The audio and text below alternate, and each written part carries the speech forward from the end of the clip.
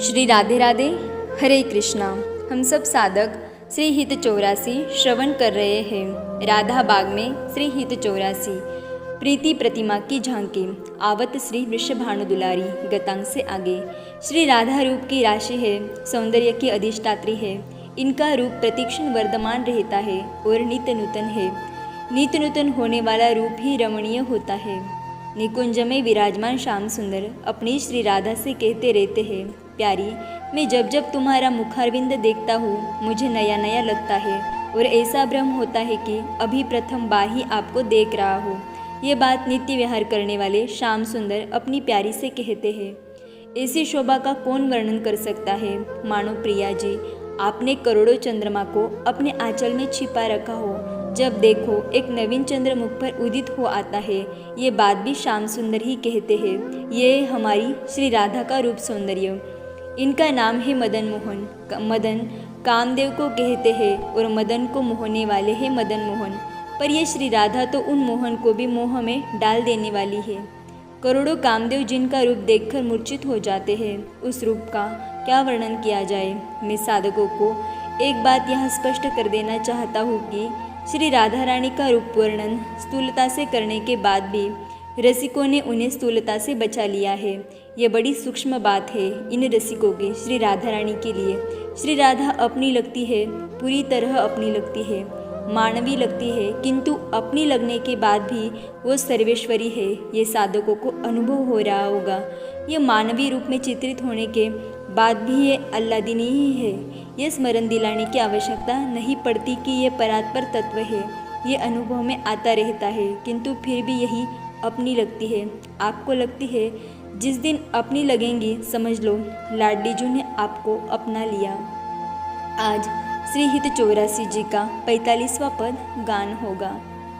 आवत श्री वृषभानु दुलारी, आवत श्री वृषभानु दुलारी, रूप राशि अति चतुर शिरोमणि, अंग अंग सुकुमारी। आवत श्री वृषभानु दुलारी, प्रथम उबटी मज्जन कई सज्जित, नीलवरन तन सारी, गुंथित अलक तिलकृत सुंदरी, सेंदूर मांग सवारी।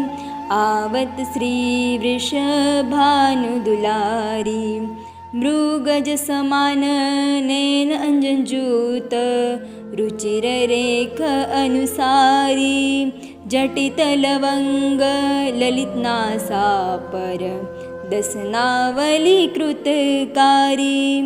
आवत श्री वृषभानु दुलारी, श्रीफल उरज कंसुबि कंजुकी कसी, ऊपर हार छवि न्यारी, क्रूशकटी उदर गंभीर नाभिपुट, जघन नितंबनि भारी। आवत श्री वृषभानु दुलारी, मनो मृणाल भूषण भूषित भुज, श्याम अंश परडारी, श्रीहित हरिवंश जुगल करणी गज, बिहरत वन पिय प्यारी। आवत श्री वृषभानु दुलारी। ध्यान। संध्या की वेला अति सुंदर है। श्री वृंदावन प्रमुदित है। हवा शीतल और लताओं को छूने के कारण सुगंधित भी है। सूर्य अस्त हो रहे हैं। पक्षियों का कलरव गूंज रहा है श्रीवन में। कुंज में सखिया पहले से आकर बैठी है। संध्याकालीन दर्शन की कामना सबके मन में है। वो कुंज जहाँ शामा शाम विराजेंगे, वहाँ फूलों की ही झालर से सजाया गया है। सिंहासन फूलों का है तो छत्र भी फूलों का है। सखिया बेटी है और बड़े प्रेम से श्री जी के ही नामों का उच्चारण कर रही है।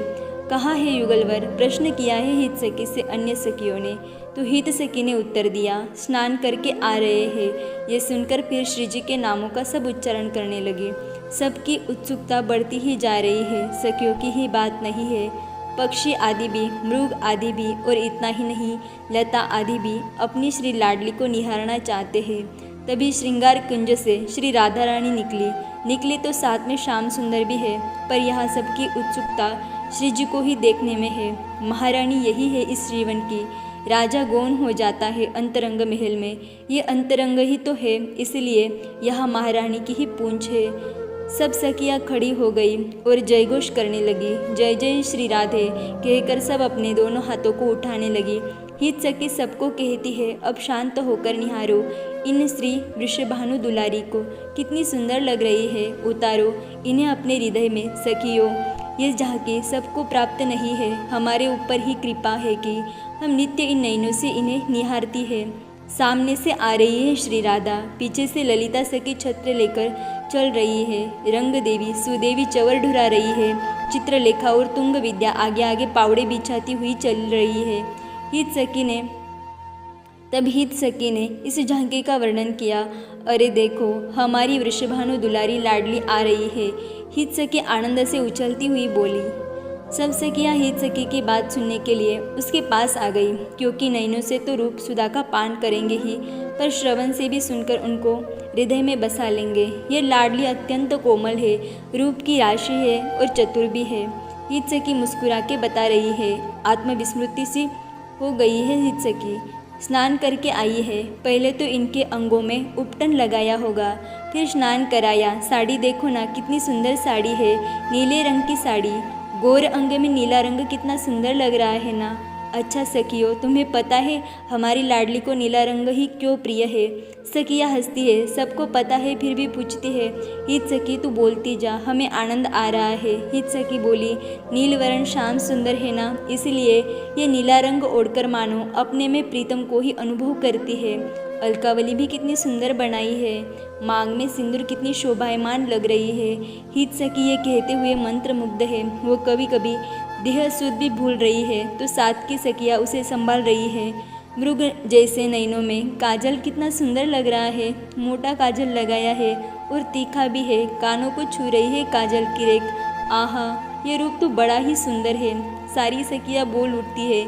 हित सखी फिर आगे कहती है, सुंदर नासिका में लौंग धारण किया है। सुंदर दंत पंक्ति मोतियों की तरह चमक रहे हैं। क्या सुंदर रूप माधुरी है। और देखो सखी, श्रीफल जैसे उरोज को लाल रंग की चोली में कैसे कसा है, और उसके ऊपर हरावली शोभा अद्वितीय है ये तो। और मेरी लाडली का कटिभाग कितना क्रूश है, और उदर भाग सूक्ष्म है, नितंब स्थूल है और नाभि गंभीर है। हित सखी कुछ देर तक निहारती रहती है उस रूप माधुरी को, फिर कहना प्रारंभ करती है। आभूषणों से भी भूषित कोमल भुजाएं कमल के नाल की तरह है, और उन्हीं कमल नाल रूपी भुजा को अपने प्रीतम के कंधे पर रखी हुई है। और श्याम सुंदर ने भी अपनी भुजा को प्रिया के ग्रीवा में डाल रखा है। इन दोनों की जोड़ी कितनी प्यारी लग रही है ना। हित सखी को अति आनंद के कारण रोमांच हो रहा है। वो सुध-बुध भूल रही है। सखिया भी निहार रही है इस झांकी को और अपने आप को न्योछावर कर रही है। हित सखी इतना ही बोली अंतिम में। ऐसा लग रहा है उन्मत्त हाथी अपनी हथिनी के साथ वन विहार को निकला हो। इसके बाद हित सखी कुछ बोल न सकी। वो बस अपलक निहारती रही, बेसुध होती रही। उसे कुछ भान न रहा। यही दशा सबकी थी। पक्षी, लता आदि सबकी सुंदरता तो इनमें है, कहाँ संसार में खो रहे हो। आवत श्री वृषभानु दुलारी। आगे की चर्चा हम कल श्रवण करेंगे। तब तक के लिए राधे राधे, हरे कृष्ण।